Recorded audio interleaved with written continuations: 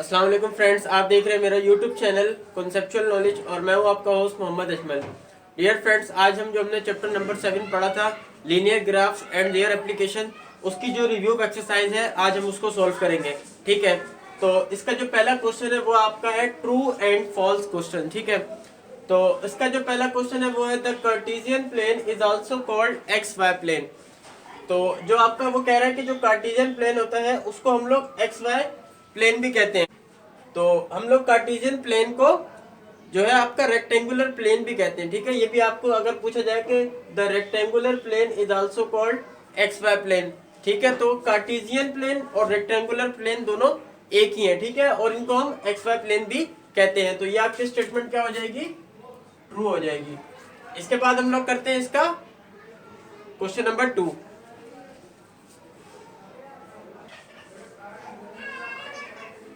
तो इसका जो दूसरा क्वेश्चन है वो आपके पास ये है कि in second quadrant both X and Y coordinates are positive. यानी आपको मालूम है कि आपके 4 क्वाड्रेंट्स होते हैं। ठीक है, ये आपका पहला होता है, ये दूसरा होता है, ये तीसरा होता है और ये चौथा क्वाड्रेंट होता है। और आपको ये भी मालूम है कि पहले में आपके दोनों एक्स और वाई पॉजिटिव होते हैं, दूसरे में आपका एक्स नेगेटिव होता है, वाई पॉजिटिव होता है, और तीसरे में आपका एक्स और वाई दोनों नेगेटिव होते हैं।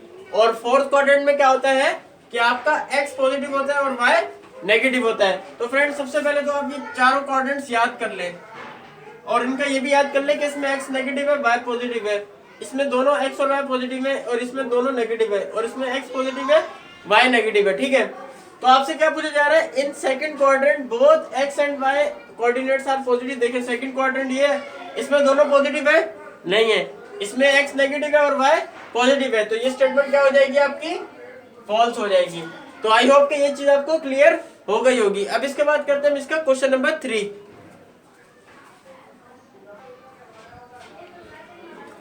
तो ये है इसका क्वेश्चन नंबर 3।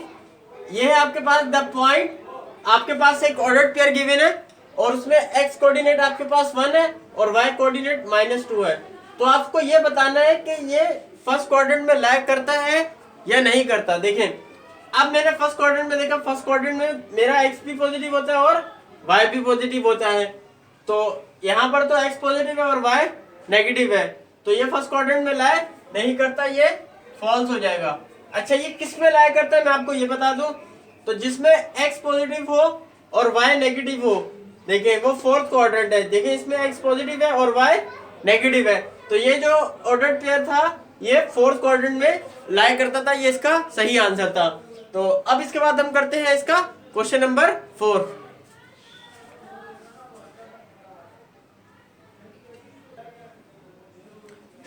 तो यह है इसका क्वेश्चन नंबर 4। अब इसमें आपको जो वो अगेन सेम एक ऑर्डर्ड पेयर गिवन है और उसमें जो वैल्यूज है, एक्स जो है वो -3 है और वाई जो है वो -4 है, और ये पूछा जा रहा है कि ये फोर्थ क्वाड्रेंट में लैग करता है या नहीं करता है। तो देखिए मैंने फोर्थ क्वाड्रेंट में चेक किया, उसमें मेरा एक्स तो पॉजिटिव है और वाई क्या है, नेगेटिव है। यहाँ पर एक्स भी नेगेटिव है और वाई भी नेगेटिव है, तो ये फोर्थ क्वाड्रेंट में लैग नहीं करता, ये स्टेटमेंट फॉल्स है। अब मैं आपको ये बता देता हूँ कि ये ऑर्डर्ड पेयर हकीकत में किस में लैग करता था।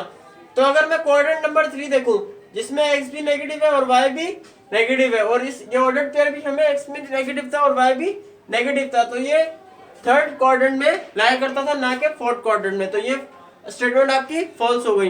तो फ्रेंड्स, हमने क्वेश्चन नंबर 1 जो था वो ट्रू एंड फॉल्स का जो है वो कंप्लीट कर लिया। इसके बाद जो क्वेश्चन नंबर 2 है वो आपका है एमसीक्यूज बेस। अब उनको सॉल्व करते हैं। तो फ्रेंड्स, ये है इसका question number 2, tick the correct answer in the following. ठीक है, अब इसका जो पहला क्वेश्चन है वो ये है कि द पॉइंट, आपके पास एक पॉइंट गिवन है -3 और -4, यानी इसमें एक्स कोऑर्डिनेट आपका -3 है और वाई कोऑर्डिनेट क्या है, -4। ये बताना है कि ये किस क्वाड्रेंट में लोकेट करता है। तो मैं ये आपके सामने क्वाड्रेंट का ये जो है पूरा मैंने चार्ट बनाया हुआ है। देखिए आपको पता है कि इसमें एक्स भी नेगेटिव हो और वाई भी नेगेटिव हो, तो वो किस क्वाड्रेंट में आता है, वो थर्ड क्वाड्रेंट में होता है, जिसमें एक्स भी नेगेटिव है और वाई भी नेगेटिव है। तो आपका जो बुक का ऑप्शन है, मैं ऑप्शन बता देता हूँ आपको। ऑप्शन नंबर सी जो है ना, सी जो थर्ड क्वाड्रेंट है वो आपका करेक्ट आंसर है, इसमें सही है। आपने बस ये क्वाड्रेंट को टेबल, जब आप इस चीज को याद रखेंगे ना क्वाड्रेंट्स को, और एक्स और वाई पॉजिटिव किस किस में है, तो आपको ऐसे कोई भी पॉइंट आ जाए, कोई भी ऑर्डर पेयर आ जाए, तो आप इजीली उसको बता सकते हैं।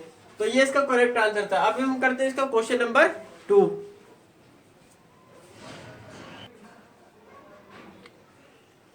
तो फ्रेंड ये है आपके पास इसका क्वेश्चन नंबर 2। इसमें क्या पूछा जा रहा है, the two coordinates axis intersect at an angle of. आपको वहां दो कोऑर्डिनेट एक्सिस यानी एक्स और वाई की बात चल रही है, ठीक है।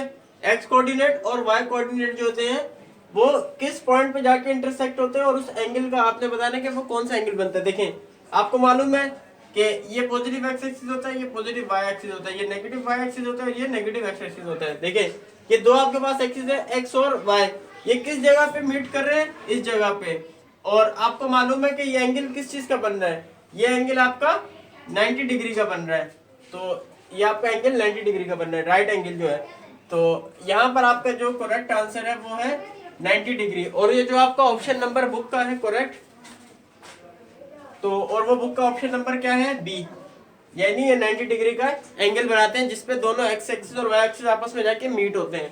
तो अब आपको ये बात समझ में आ गई होगी। इसके बाद हम करते हैं इसका क्वेश्चन नंबर 3।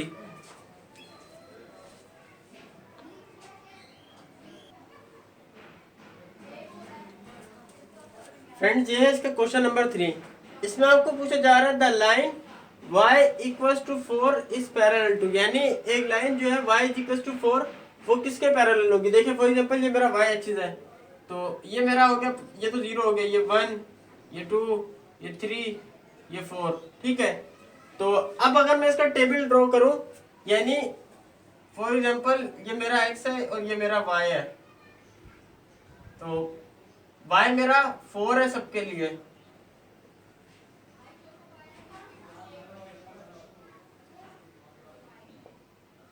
फॉर एग्जाम्पल मैंने ये 0 हो गया और ये +1 और ये +2 और ये -1 और ये -2। तो अगर मैं इसका x1 हो गया और ये x2 हो गया, इसी तरह ये -1 हो गया और ये -2 हो गया। तो अब मैं जब अगर इसका पॉइंट ड्रॉ करना चाहूंगा ना, तो देखें ये 4 है ना, तो इसका मतलब ये है कि माइनस जो x होगा मेरा -1 और y 4 रहेगा। इसी तरह यहाँ पर -2 और 4 रहेगा। इसका मतलब ये हुआ कि जो मेरी लाइन ड्रॉ होगी वो यहाँ पर ड्रॉ होगी, जहां पर ये आपका y जो था वो 4 जो था सबके लिए सेम था। तो y इज 4, ये पैरेलल किसके हुआ, इसका मतलब ये पैरेलल हो गया x एक्सिस के, ठीक है। तो यहाँ पर x एक्सिस आएगा। ये बिल्कुल उसी तरीके से क्वेश्चन है, समझ लें जैसे हमने 7.2 में जो क्वेश्चंस किए थे, ये बिल्कुल उसी तरीके का है। तो मैं अभी इसको यहाँ पूरा ड्रॉ नहीं कर रहा हूँ, आपको जस्ट ये बता रहा हूँ कि ये उस तरीके की क्वेश्चन है। तो ये बराबर हुआ x एक्सिस के, और ये ऑप्शन नंबर ए जो है वो आपका करेक्ट है इसमें। आई होप कि ये चीज आपको क्लियर हो गई होगी। इसके बाद हम करते हैं इसका क्वेश्चन नंबर 4।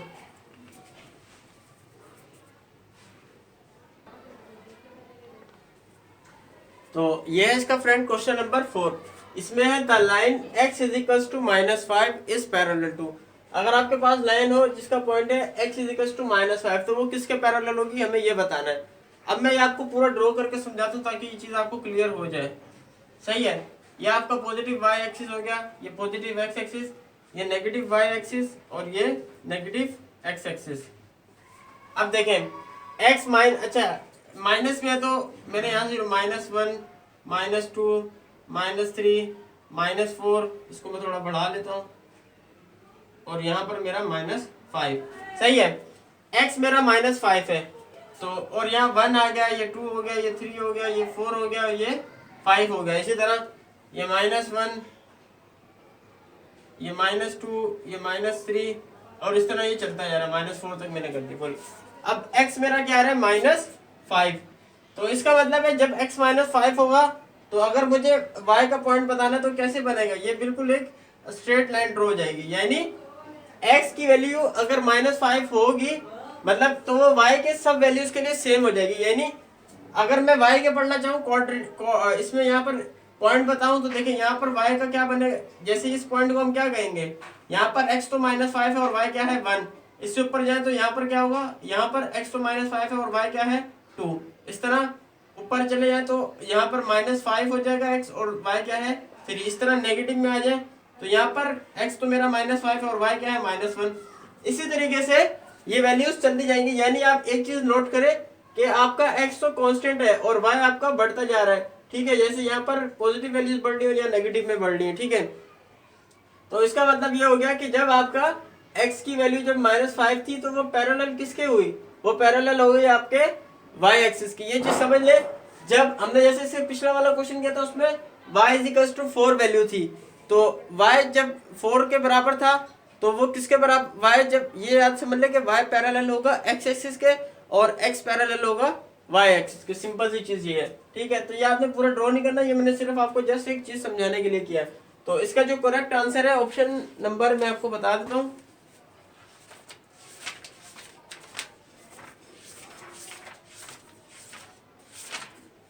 तो ऑप्शन नंबर जो इसमें है वो आपका करेक्ट है बी, y एक्सिस, ठीक है।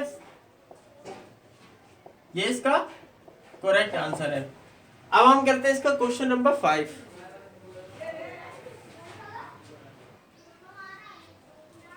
तो ये है फ्रेंड इसका क्वेश्चन नंबर 5। तो ये आपके पास है कि the line x = -5 has a point on x axis. इसका मतलब ये है कि ये आपके पास एक लाइन है x = -5, तो इसका x एक्सिस पे जो है वो कौन सा पॉइंट होगा, है उसका जो x एक्सिस पे पॉइंट है। अब हमें ये बताना है कि इसको जरा हमने सोल्व करना है, ठीक है। तो देखें ये जो आपका लाइन है ये x एक्सिस पे तब इंटरसेक्ट करेगी जब आपकी y की वैल्यू क्या होगी 0। फॉर एग्जांपल ये आपने ये x = -5 है ना, तो ये x + 5, ये -5 था इस तरफ आ गया +5, तो ये आ गया 0। 0 क्यों आ गया है, क्योंकि ये x एक्सिस पे तब इंटरसेक्ट करेगी जब हमारा y क्या होगा 0 होगा, ठीक है। और अगर आप इसको वापस सॉल्व कर दें तो ये +5 था, दूसरी तरफ जाके क्या हो जाएगा -5। तो जब ये x एक्सिस पे इंटरसेक्ट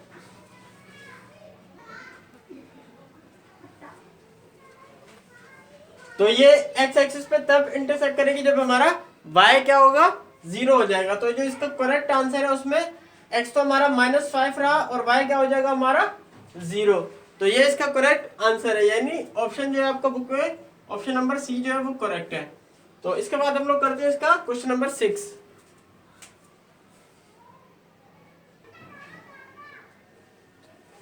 तो ये है इसका क्वेश्चन नंबर 6। ये है आपके पास the solution set of the line x = 2 and x = 5। अब देखें, अब अगर आप x = 2 सपोज करें तो जो x एक्सिस को ये जो लाइन है आपकी ये तभी x = 2 होगी, यानी x एक्सिस को तब टच करेगी जब आपका वहां पर y क्या होगा 0 होगा, ठीक है। और इसी तरह ये x = 5 ये भी तभी करेगी जब आपका y क्या होगा 0 होगा। तो आपका जो इसमें करेक्ट आंसर आएगा वो आएगा ऑप्शन जो ए है आपका वो करेक्ट है 2,5 सही है, ये इसका करेक्ट आंसर है। इसके बाद हम करते हैं इसका क्वेश्चन नंबर 7। तो ये है इसका last question. The coordinate axis are mutually, यानी जो आपके पास दो कोऑर्डिनेट्स होते हैं आपको मालूम है, एक एक्स एक्सिस होता है और वाई एक्सिस होता है।